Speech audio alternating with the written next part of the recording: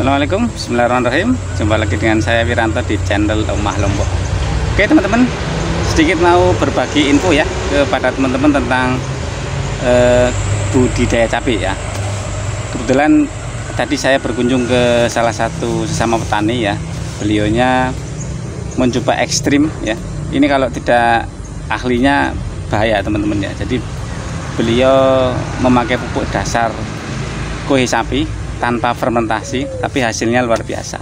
Sudah petikan ke-9 dengan 0 antraknosa, 0 busuk batang, 0 layu fusarium. Bagaimana caranya kita share ya teman-teman ya. Simak ya teman-teman.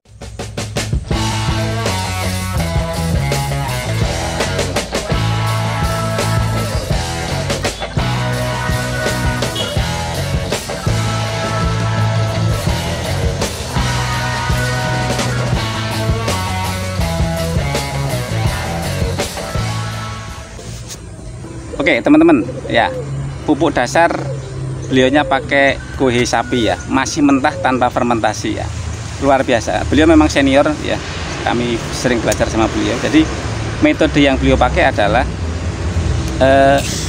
pupuk kohe itu ditabur di atas bedengan ya teman-teman. Tabur di atas bedengan, setelah kita buat bedengan ya, tabur di atas bedengan, tidak di tengah teman. Nah ini yang membedakan dengan metode teman-teman yang lain, termasuk kami sebelumnya ya. Jadi beliaunya itu menabur pupuk kandang di atas bedengan, bukan di tengah bedengan ataupun di samping, tapi di atas ya.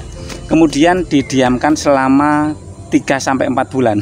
Lama ya, 3-4 bulan tanpa fermentasi. Jadi beliau langsung dibawa dari kandang, karena memang beliau ternak sapi ya, dibawa ke ladang, ditabur, dijereng kalau bahasa Jawa ya, ditabur di atas bedengan. Sebelumnya dikasih pupuk sebelumnya dikasih kapur dolomit teman-teman ya. Di atas bedengan ada kapur dolomit, kemudian ditaruh ataupun ditabur pupuk kandang ketebalan sekitar 5 cm teman-teman. Lumayan tebal karena memang beliaunya melimpah ya, ketersediaan pupuk kandang di rumah ya. Ditabur di atas, kemudian didiamkan selama 3-4 bulan. Lama ya. Jadi metode yang beliau pakai adalah menyiapkan lahan dulu, baru menyiapkan bibit. Beda dengan beberapa teman-teman. Kami juga dulu ya pernah mencoba itu, menyiapkan bibit dulu baru ngolah lahan. Kebalik teman-teman, harusnya adalah lahannya disiapkan dulu, baru bibitnya disiapkan. Nah, kenapa beliau menunggu 3-4 bulan? Karena menunggu dekomposisi secara. Jadi beliau melakukan itu untuk ditabur ya, di atas, dijemur ya, sebelum ditutup mulsa itu didiamkan selama 3-4 bulan untuk agar pupuk kandang itu terdekomposisi secara alamiah di lahan ya teman-teman ya. Kalau beberapa teman-teman itu kan di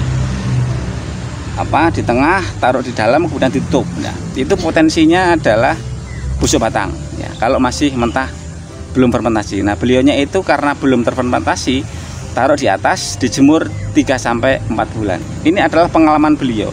Beberapa kali metode beliau lakukan itu sebelumnya memang di tengah, ditutup, kemudian ditanami cabai.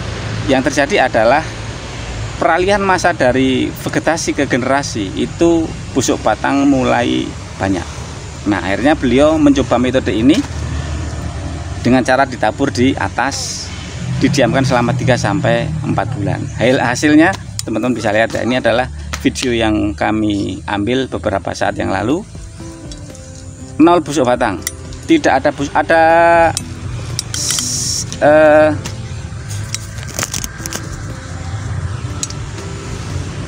dari populasi sekitar 2000-an tanaman, itu hanya sekitar 1 atau 2 saya temui tadi yang layu ya. Busuk batang tidak ada sama sekali, tidak ada sama sekali busuk batang. Antraknosa tadi barengan metik, saya nyari juga nggak ada antrak, mungkin 1-2 mungkin ya, tapi saya nyari nggak ada. Dan daunnya juga hampir tidak ada bercak daun. Nah metode apa yang beliau lakukan setelah di atas pupuk dasar? Dia adalah memakai rutin dari awal itu, beliau memakai skor fungisida, kemudian beliau memakai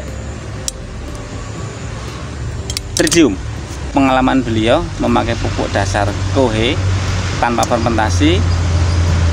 Dari pengalaman beliau sebelumnya ya, yang dengan cara dimasukkan ke dalam tanah, ditimbun, itu ternyata menimbulkan resiko busuk batang. Nah, beliau menerapkan metode ini, alhamdulillah sudah dibuktikan aman dari busuk batang sejauh ini ya. Pemetikan ke-9 sejauh ini alhamdulillah masih aman ya. Nah, itu adalah metode yang beliau pakai. Asumsinya kenapa? Karena ketika ada pupuk kandang di dalam tanah, yang terjadi adalah akar akan langsung bersentuhan dengan pupuk kandang ya. Itu bahayanya. Ketika ditaruh di atas bedengan, akar itu otomatis dia akan ke bawah. Sementara yang turun ke bawah adalah sari-sari dari pupuk kandang yang ditaruh di atas tadi, teman-teman ya. Jadi asumsinya adalah akar tidak langsung bersentuhan dengan pupuk kandang, tetapi hanya sari-sarinya yang turun ke bawah ya, ke dalam akar, dan itu bisa diserap oleh tanaman. Terbukti bahwa tanaman beliau alhamdulillah sejauh ini di pemetikan yang ke-9 masih aman dari busuk batang, dari antraknosa, dari segala jamur-jamur, teman-teman ya. Nah, itu adalah dasar, teman-teman ya. Kemudian pupuk susulan, kemudian beliau hanya memasukkan Ponska subsidi, pupuk NPK Ponska, kemudian ditambah sedikit dengan urea yang ditugal di sebelah perakaran. Sekali lagi beliau ekstrim ya, memakai urea untuk tugal, pupuk susulan ya, kemudian pupuk kandang mentah juga sama-sama ekstrim di awal sebagai pupuk dasarannya. Nah, beliau hanya memakai dosis yang sangat kecil, sekitar 1 sendok untuk Ponska dan 1 sendok untuk urea sekali di usia HST sekitar 60 harian ya. Beliau hanya melakukan 1 kali pupuk susulan dengan cara tugal di sebelah perakaran. Luar biasa. Kemudian untuk perawatan dari insek gitu ya, dari jamur, beliau memakai tridium untuk jamur, Yorvec. Kita langsung menyebutkan merek dagang saja ya, teman-teman ya. Beliau memakai tridium, dosisnya adalah 1 sendok, interval 4 hari sekali. Kemudian beliau memakai Yorvec 1 sendok juga, ditambah dengan Urakron untuk lalat buahnya. Oke, teman-teman. Jadi funginya beliau pakai tridium dan Yorvec. Untuk inseknya beliau memakai Urakron ya. Kemudian untuk nutrisi pembungaan beliau hanya memakai MKP. Ya, teman-teman bisa lihat hasilnya seperti ini, luar biasa. Tempat kami belajar juga berbagi pengalaman kepada teman-teman dan juga bagi kami ya, karena kami tadi juga berkunjung dengan beberapa teman-teman. Dia adalah senior kami ya, berbagi ilmu ya. Sedikit ya teman-teman pengalaman beliau yang tadi sempat kami ketemu, tapi beliau kurang berkenan untuk kita ambil gambarnya ya.